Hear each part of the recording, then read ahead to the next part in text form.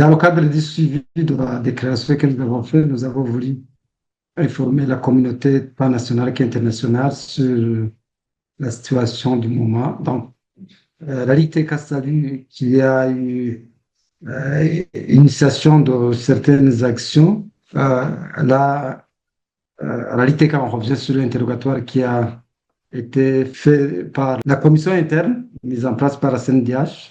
C'est lundi de cette semaine. Mais aussi, nous avons eu des informations que la police anticriminelle a convoqué les cadres de cette commission, dont pareil, la secrétaire générale et les autres cadres de la commission.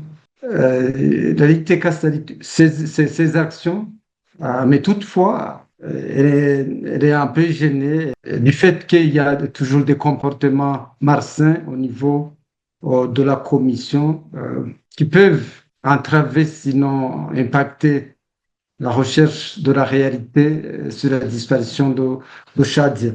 Il semble que l'intérêt est déplacé. On voit qu'au sein de la commission, la tension est beaucoup plus sur les querelles internes.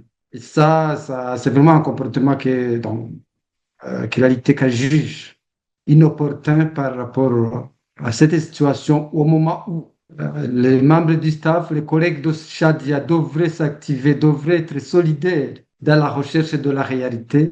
Il s'observe des querelles entre l'équipe. Si la LITECA parle de Shadia aujourd'hui, elle écrit aussi pour les 10 personnes arrivées cette année, mais également sur les plus de 700 personnes arrivées et portées disparues depuis 2015.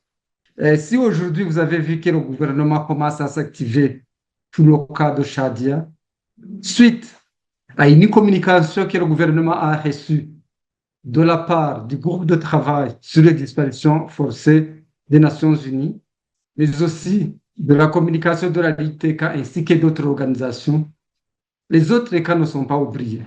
C'est pourquoi la LITK voudrait voudrait demander au gouvernement de faire tout pour arrêter ces crimes contre l'humanité qui s'observent toujours au Burundi.